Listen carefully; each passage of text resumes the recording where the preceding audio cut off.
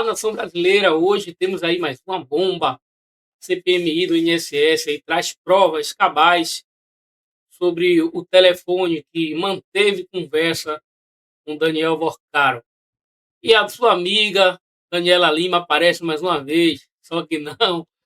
Daniela Lima aparece mais uma vez falando do Supremo Tribunal Federal e você consegue perceber a tristeza em sua expressão.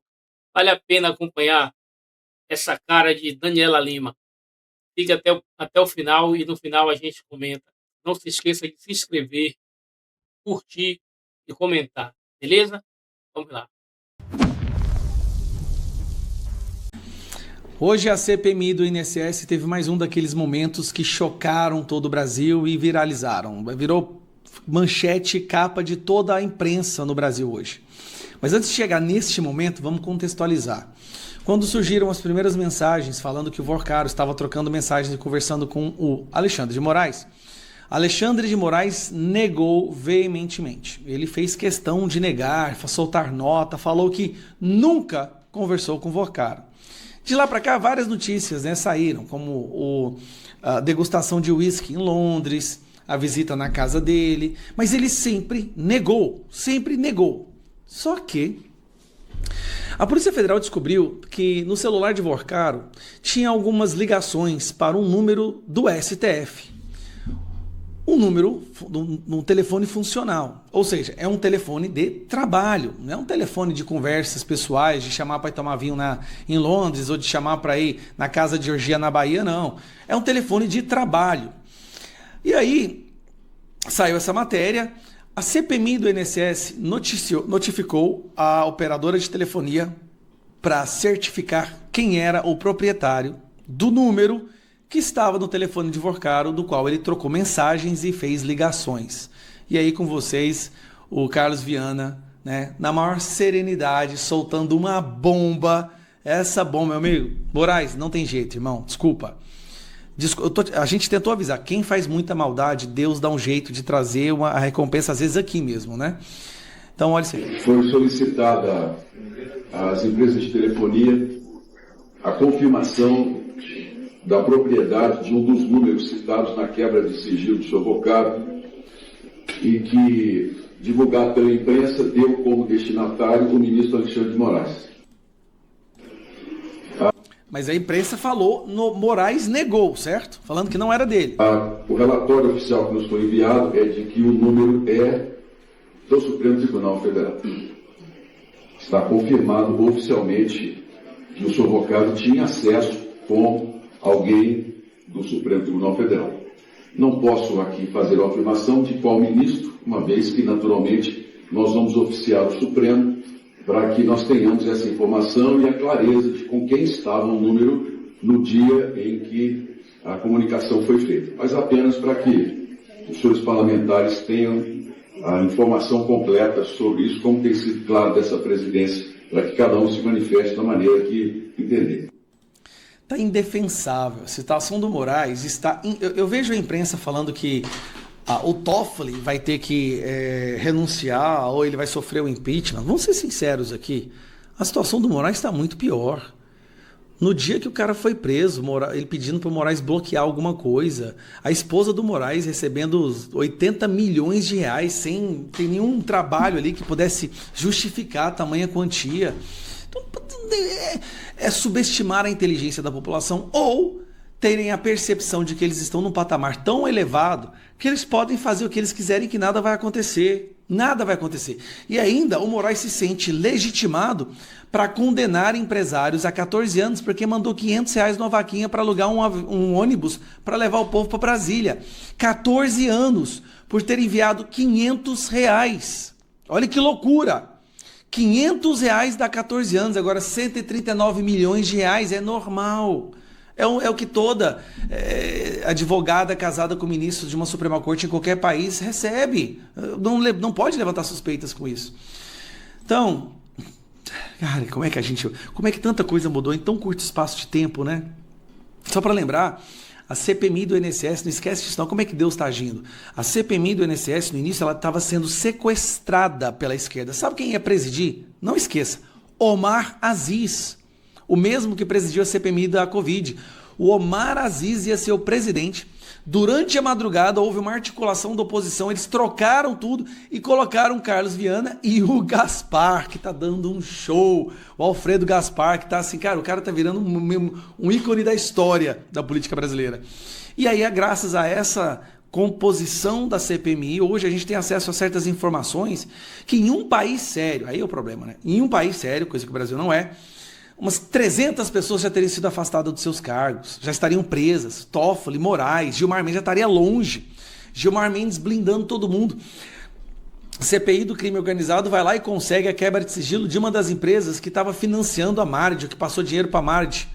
O Gilmar Mendes foi lá e anulou a decisão. Quebra de sigilo do Lulinha, anulou a decisão. É impressionante como assim, eles estão no modo desespero. Agora, uma coisa é verdade.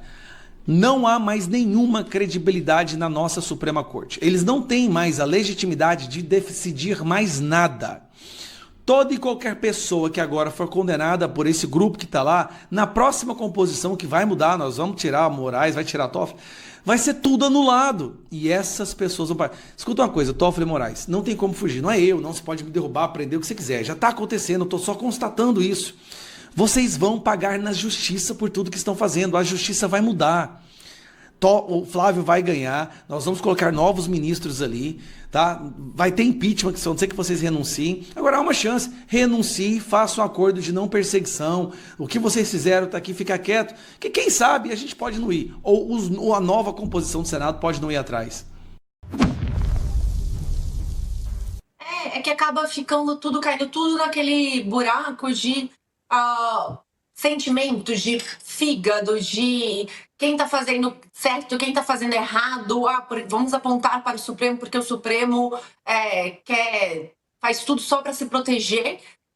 A gente vê isso em vários níveis. A gente vê isso no discurso político quando tem uma situação como a da CPMI que a gente estava falando agora, que vai lá e força uma investigação sem ter autoridade para aquilo, de um jeito também manipulando aquela situação para poder dizer, apontar o dedo e falar, olha como o Supremo é errado. A gente vê isso também quando o Congresso não legisla e situações grandes e drásticas, importantes para o país, acabam sendo decididas pelo Supremo Tribunal Federal. E aí a gente vê também o Supremo cometendo outros erros que dizem respeito à maneira como os ministros conduzem processos, como os ministros se comportam também. Então, tudo acaba ficando muito acirrado. Agora, se tirar a emoção disso, é fato, não apenas o Supremo, mas o TSE, o Tribunal Superior Eleitoral, a Justiça Eleitoral, ela foi muito importante ao longo da eleição de 2022. O Supremo, em diferentes momentos, e não só na eleição, o Supremo atuou em diferentes momentos com o que lhe cabia, com os instrumentos que lhe cabiam, para proteger a população, para proteger o Brasil, proteger coisas que eram essenciais para a população. Na pandemia, por exemplo, determinando uma série de medidas que desagradaram políticos que tinham um discurso populista. E aí viravam e falavam, olha como o Supremo está querendo mandar na minha cidade, olha como o Supremo está querendo mandar no meu estado. Então, o Supremo acaba ficando muito exposto a uma situação política, e aí volta para a crítica também, de que a postura dos ministros, por diversas vezes, acaba empurrando eles para dentro dessa crise, e fica difícil separar uma coisa da outra para a população, porque quem está ali, abre o jornal, liga a televisão, liga o rádio, principalmente abre a internet, uma rede social, recebe muito aquela informação dada para aquela pessoa, seja um influenciador, seja um parlamentar, por exemplo, e não está buscando ouvir, tentar construir um pensamento crítico, ouvir diferentes lados, eu vou ler uma reportagem sobre isso, eu vou tentar pesquisar mais sobre esse assunto. Não, o discurso fica muito, o debate acaba ficando muito limitado, mas de fato o Supremo e o ministro Alexandre e o TSE em diversos momentos nos últimos anos foram essenciais para proteger a vida dos brasileiros aqui, Diego. Tânia. Eu queria só dizer que, assim, para o decano, né, o ministro Gilmar Mendes é o ministro que hoje tem mais tempo no Supremo Tribunal Federal, e ele é conhecido, ele próprio diz, né, que tem couro de jacaré. porque é um cara que já tomou muita pancada e assimila. Tem aquela frase, né? Resistência não é exatamente o quanto você consegue bater, mas o quanto você consegue apanhar sem cair, né? Então, o ministro Gilmar Mendes é um cara efetivamente resistente. Para ele se emocionar da forma como a gente viu, Diego, daí você tira o tamanho da pressão que o Supremo Tribunal Federal está vivendo nesse momento, o tamanho da... Eu até falei aqui, né, quando apareceu a história sobre o ministro Alexandre de Moraes, você me perguntou como é que estava o clima na corte, eu falei, Diego, o clima é de muita consternação. Eu acho que poucas imagens traduzem tanto o ambiente de sensação de cerco, de sensação de pressão, de sensação de certa forma, e aí não entra no mérito, né, mas é a segunda vez que o ministro Gilmar Mendes quase que pede, por favor, deem a essa corte o benefício da dúvida diante do que essa corte fez, né? Ele já havia feito uma fala nesse sentido e hoje vai além, né? Dizer que as futuras gerações darão ao ministro Alexandre de Moraes o valor que ele deve ter, meio que dizendo assim, por agora você não está tendo mesmo nenhum tipo de reconhecimento ao trabalho feito, então o futuro, a história lhe fará justiça.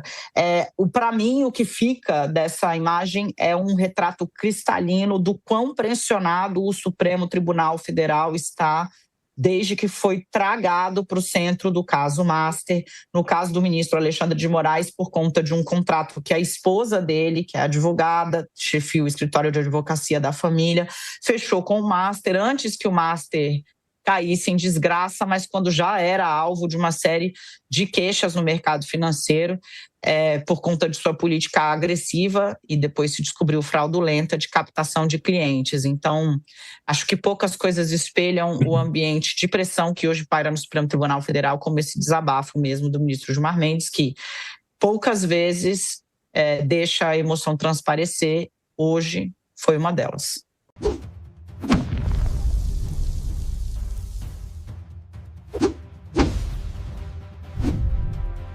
É fato que há um desgaste muito grande do STF aqui no Brasil, uma rejeição de 70%. E você percebe aí como a UOL, uma emissora asquerosa, fica tentando de forma sutil querer defender essa parte que a gente conhece que é suja do STF.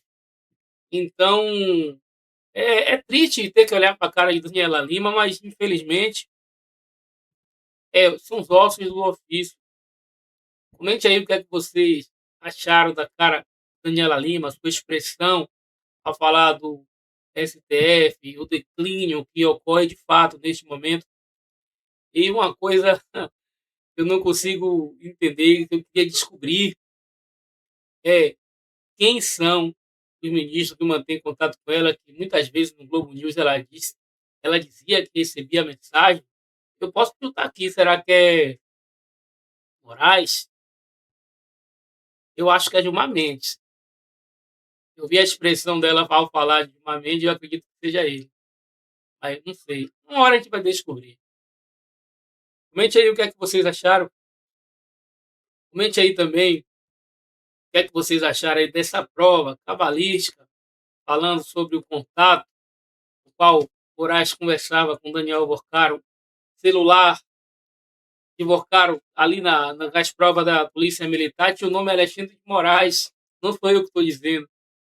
Né? A gente não pode afirmar, porque a censura que a gente vive num país, mas não somos crianças, né?